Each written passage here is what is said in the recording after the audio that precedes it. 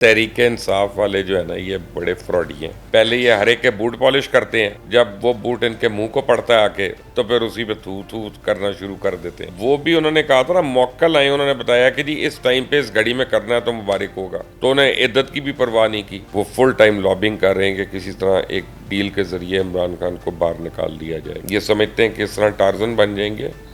इनको बहुत मार पड़नी है इस तरह से।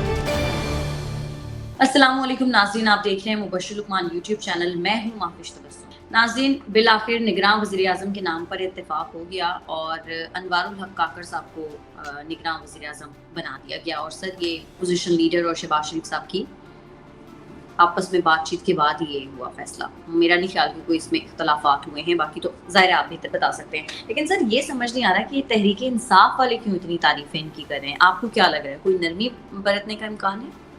ये तहरीक इंसाफ वाले जो है ना, ये बड़े फ्रॉडी हैं। आप याद करें वी लॉग, जैसे मैंने आपको बताया था कि जब जनरल आसिम मुनीर को अपॉइंट किया था, तो मैंने कहा था अभी आप देखिए कि इमरान खान जनरल आसिम मुनीर की बहुत तारीफें करेगा एक हफ्ता, और एक हफ्ते 2 हफ्ते के बाद उनकी बुराइयां करेगा। याद है आपको ये बात मेरी? जी हाँ, मुझे याद है। ये अभी भी वही गेम हो रही है। अच्छा। पहले ये हर एक के बूट पॉलिश करते हैं, जब वो बूट इनके मुंह को पड़ता है आके, तो फिर उसी पे थू थू करना शुरू कर देते हैं। तो ये आप अभी, अगर किसी को शक है ना कि रियासत के ऊपर हमला करने की वजह से अब उनके साथ कोई रियायत बरती जाएगी या नरमी बरती जाएगी, तो वो गलत फहमी है। वो इसलिए गलत फहमी है महाविश कि 13 जमातें और अपोजिशन मिलकर ऐसा आदमी नॉमिनेट करेंगी कि जिसके खिलाफ उन्होंने यानी केसेस बनाए 9 मई के, तो और वो आके रियायत नहीं, रियासती अमूर में किसी के साथ रियायत नहीं होती, ना होनी चाहिए। और अगर किसी को शक हो कि काकड़ साहब किस तरह की सोच रखते हैं, तो आप ऐसा करें कि इनकी वो कर लें, एक 9 मई की जो प्रेस टॉक है वो ज़रा सुन लें, आपकी तबीयत ठीक हो जाएगी। जब पीटीआई वाले सुनेंगे तो वो अपना नया राग अलापना शुरू कर देंगे दोबारा, फिक्र ना करें। सर, अब निगरान वज़ीर आज़म का नाम तो सामने आ गया है। अब सबकी नज़रें जो हैं वो निगरान काबीना पर हैं कि कौन-कौन से नए नाम सामने आने वाले हैं। सर, आप भी कहीं कोई सरप्राइज़ तो नहीं देने वाले? अगर ऐसा है तो हमें तो बता दें। अब वो पहले मुझे तो पता चल जाए ना, फिर बात यह है कि चांसेस हैं। जिसको चांस होता है ना, वो नहीं आता। आप देख लें कितने नाम वज़ीर आज़म के चांस के लिए थे, और जिसका चांस नहीं होता ना, वो आ जाता है। तब इस पे आपको 2-3 घंटे में, मेरे ख्याल है जब तक ये पब्लिश होगा वीडियो, मेरे ख्याल है नाम आना शुरू हो जाएंगे। तो कोई ऐसी कोई आपके हैं दूर चांसेस? मेरे, आप चाहती मेरा नाम ना हो तो मेरे बहुत चांसेस हैं। नहीं सर, मैं तो चाहती हूँ। आप ये चाहें कि मेरे चांस ना हो, फिर आ जाएगा, सर, आपका वैसे मैंने अभी तक तो कुछ सुना नहीं, तो है इट ना? मीन्स आपका कोई चांस नहीं कोई नहीं है, फिक्र ना करें। है। सर, वैसे और कौन-कौन से नाम सामने आ सकते हैं? माविश, मेरा ख्याल है कि ये निगरान काबीना भी सरप्राइज करेगी लोगों को, क्योंकि आप देखें निगरान वज़ीर आज़म का नाम जो है, ये अक्रॉस द बोर्ड इसको पसंद किया गया, और उनका कोई स्कैंडल नहीं है, उनके ऊपर कोई उंगली नहीं उठा सकता। उस लिहाज से वो डिज़र्व करते हैं प्राइम मिनिस्टर होना और इंटरिम प्राइम मिनिस्टर होना। मेरा ख्याल है कि ये ख्वाहिश होगी और कोशिश होगी कि निगरान काबीना में भी ऐसे लोग आए कि जिनके ऊपर उंगलियां ना उठें, तो कॉम्पिटेंट लोग आने की उम्मीद है। सर, एक बयानिया बनाया जा रहा है कि बुशरा बीबी जो है वो जादूगरनी है और उन्होंने खान साहब के दिमाग को कंट्रोल किया हुआ था और खान साहब जो है वो जोरू के गुलाम बने हुए थे। सर, आपको क्या लग रहा है, ये बयानिया कौन बना रहा है? क्या मरियम नवाज हैं इनके पीछे? क्योंकि वो जो बकरे जलाने वाली बात थी वो भी इन्होंने ही की थी। नहीं, आप अब इसमें मरियम नवाज का क्या कसूर है? मरियम नवाज की पॉलिटिक्स से आपसे डिसएग्री करें, इल्ज़ाम तो ना लगाएं। अब जहाँ तक बकरे चलाने वाली बात थी, तो बकरे जले थे ना। कौन सा उन्होंने डिनाई कर दिया था कि ये झूठ है, ये नहीं जले? ठीक है ना, ऐसा तो नहीं हुआ। तो मरियम नवाज की तो बात सही थी बेसिकली। तो आप देखें कि जो निकाह था, वो भी उन्होंने कहा था ना, मौक्कल आए, उन्होंने बताया कि जी इस टाइम पे इस घड़ी में करना है तो मुबारक होगा, तो उन्हें इद्दत की भी परवाह नहीं की। और इनके टोने वाली बातें जो हैं, वो तो बहुत पहले बेचारी मरहूमा ने बताई थी, अपना वो कंदील बलोच ने। और जब उसने कहा था कि पिंकी है, पाकपतन की है, अमलियात करती है, और खान साहब उसके बाद पहुंच जाते हैं और आप अनकरीब सरप्राइज देखेंगे, तो उसके बाद वो बेचारी मर्डर भी हो गई थी, याद करें थोड़े अरसे के बाद। तो इनके टोनों की हरकतें, अब इनकी डायरी भी जो मिली है, कुछ तो उसमें सफ़े फाड़े हुए थे, 18-20 सफ़े, जो जिसके ऊपर शायद कोई चीज़ें लिखी हों जो नहीं चाहती कि पता चले, लेकिन उनके आगे वो भी लिखा हुआ है कि चांद ग्रहण कब है, सूरज ग्रहण कब है, खून की कुर्बानी कब देनी है, ये कब करना है। फिर वो जो बॉक्स में से तावीज़ गंडे मिले सारे, वो भी मिल गए। तो है तो सही ना यार, वो आमिला तो है, टोने करने वाली है। यानी हर एक जो है ज़ुबान खल्क नकार खुदा मावेश, गलत नहीं हो सकते लोग इतने। सर, ममनुआ फंडिंग केस ने एक बार फिर से सर उठा लिया और इलेक्शन कमीशन ने इस केस में आखिरी मोहलत दी है पाकिस्तान तहरीक इंसाफ को तफसीली जवाब जमा करवाने के लिए। इस केस का क्या नतीजा देख रहे हैं आप? ये बहुत सीरियस केस है। अब इस केस की भी अगर पैरवी नहीं करते, तोशा खाना को जैसे किया, तो उनको पता है कि केस किस तरह उनसे वन साइडेड होगा और मिस हैंडल होगा। और अगर उसको पैरवी करते हैं, तब भी उनको पता है कि उनके पास इसराइल से भी फंड आए हैं और इंडिया से भी फंड आए हैं। उसको कैसे वो जस्टिफाई करेंगे? तो ये अब उनके वकीलों के लिए बहुत एक बड़ा और कड़ा इम्तहान है। और अगर इसको नहीं करते जस्टिफाई वो, तो पहले तो एक इमरान खान पे 5 साल का बैन लगा ना, पूरी पार्टी पे लग सकता है। तो ये इनको फॉलो करना पड़ेगा। 22 अगस्त उसकी डेट है। अगर ये जाके दोबारा वही हथकंडे इस्तेमाल करते हैं कि जज बदलो, तो ये करो, इसके आगे ये, इसके आगे बदतमीजी, then there is no joy for them in store, I can tell you, I can assure you about that. Sir, अफवाहें गर्दिश कर रही हैं कि खान साहब जो है वो बैरून मुल्क जाने के लिए बहुत हाथ पांव मारे हैं।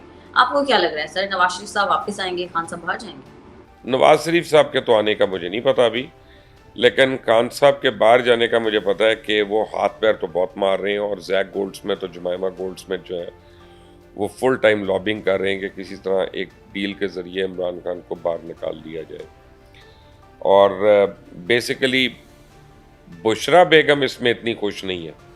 बुशरा बेगम चाहती हैं वो यहीं रहें और शाह महमूद से लेकर वो पार्टी की जिम्मेदारियां उनके हाथ में सौंप दें, या शाह महमूद को पाबंद कर दें कि डिसीजन वही होगा जो बुशरा बीवी करेंगी, तो उसमें खुद छोड़ देंगे डेस्परेट होके। तो इससे काफ़ी टसल है। इमरान खान की तो ख्वाहिश है, वो बरमला उसका इजहार कर चुके हैं, बड़े घर से मुलाकात के लिए वो बड़ी कोशिश भी कर चुके हैं, मैसेजेस भिजवा चुके हैं, रिटायर्ड आर्मी ऑफिसर्स को भी भिजवा चुके हैं वो जनरल आसिम मुनीर के पास, और एक से ज़्यादा दफ़ा। और एक दफ़ा तो ऐसा भी हुआ है कि वो रिटायर्ड ऑफिसर्स को सिर्फ चाय की प्याली पीकर फ़ौरन वापस आना पड़ा 15 मिनट में। उनको ऐसे करारे जवाब भी मिले हैं। तो मुझे नहीं लगता कि अभी कोई फ्यूचर है, ना मुझे मियाँ साहब के आने का लगता है, ना मुझे इमरान साहब के जाने का लगता है। सर, वैसे ये अली मोहम्मद खान साहब को अचानक से क्या हुआ है? पहले वो काफी टाइम जेल में रहे, डट कर खड़े रहे खान साहब के साथ, लेकिन अब वो कह रहे हैं कि खान साहब की बात गलत थी, फौजी तंसीबात पर हमले वाली। सर, ये इतनी बड़ी तब्दीली कैसे? ये तब्दीली नहीं है, ये आदमी वैसी मुनाफिक है। मैं जब पहले कहता था तो पीटीआई वाले मुझे ट्विटर पे और हर जगह पे ना बुरा भला कहते थे, ट्रोल करते थे। मैं आपको कुछ चीज़ों का पता होता है इंसान के किरदार देख के, उसकी हरकतें देख के। मसलन आप ये देखें कि नेशनल असेंबली में खड़े होकर इस शख्स ने दुरूद शरीफ पढ़ी और कहा कि जी हम इस्तीफ़ा दे रहे हैं, और फिर जब वापस लेने की बात आई तो अदालत में इसने कलमा पढ़ के कसम खाई कि जी मैंने तो इस्तीफ़ा दिया ही नहीं। तो जो आदमी अल्लाह और उसके रसूल के आगे झूठ बोल सकता है, वो बाकियों के आगे क्यों नहीं बोल सकता? और अपने मतलब के लिए वो कुछ भी कर सकता है। कल उसका मतलब था इमरान खान के साथ खड़े रहना, खड़ा रहा। आज उसका मतलब है इमरान खान से अलग हो जाना, कट जाना, वो कट गया। इतनी सी बात है। 2 नंबर आदमी जो होता है उसके इतने ही वजन होता है और इतने ही उसके वजन का दम होता है। तो आपको इसमें हैरानी की क्या बात है? सर, कुछ इस तरह की इतलात आ रही हैं कि पीटीआई के लोग 14 अगस्त को पाकिस्तानी परचम जो है वो लहराने के बजाय उसको जलाने का मंसूबा बना रहे हैं। सर, ऐसा वाकई करने की कोई कोशिश की जा रही है? अपना बात यह है कि पीटीआई से तो कोई बईद नहीं है और उनके हार्डकोर सपोर्टर से भी कोई बईद नहीं है। भाई ये लोग अपना टीवी पे मैंने वो यानी वीडियोस देखी हैं कि पासपोर्ट फाड़ रहे हैं, पाकिस्तान के ख़िलाफ़ बातें कर रहे हैं, यौम आज़ादी के ख़िलाफ़ बातें कर रहे हैं। तो ऑब्वियसली ये डिज़र्व नहीं करते कि इनको पाकिस्तान में रहें। इनको चाहिए दफ़ा हो जाएं पाकिस्तान से, और जो मुल्क इनको रखता है उसी के होके रहें। और दूसरी बात यह है कि अगर तो ये पाकिस्तान में हुए तो मैं आपको बताऊंगा, किसी ने पाकिस्तान के झंडे को खुदा न खास्ता बेहुरमती की कोशिश की तो रियासत पाकिस्तान को छोड़ दें। जो पाकिस्तानी है ना वो खुद ही फैसला ना कर दें, मुझे डर इस बात का, वो खुद ही उस दिन जो है ना हिसाब किताब बराबर ना कर दें। इनको आटे दाल का भाव पता चल जाएगा। पहले इन्होंने एक हरकत की, उसका कुमियाजा भुगता, वो अभी तक इनको सबक बन के पढ़ाया नहीं गया। ये समझते हैं कि इस तरह टार्जन बन जाएंगे। इनको बहुत मार पड़नी है इस तरह से। सर रिजवाना केस के हवाले से कोई अपडेट आपको मिली कुछ? नहीं, अपना माविश, आपने ये देखा होगा रिजवाना केस में सबसे अफसोस की बात यह है कि मीडिया पे भी खबरें खत्म हो गई हैं। मैं कुछ भी नहीं है। हाँ, वीलॉग्स भी खत्म। मैंने आपको पहले दिन कहा था ये 2-3 दिन की न्यूज़ है। 3 दिन के बाद अब जब निगरान वजीर आजम बनेगा, मैंने आपको 3 दिन पहले कहा था, तो सारी न्यूज़ उसके ऊपर हो जाएंगी कि वो बड़े अच्छे आदमी हैं, कैसे आदमी हैं, क्या होगा।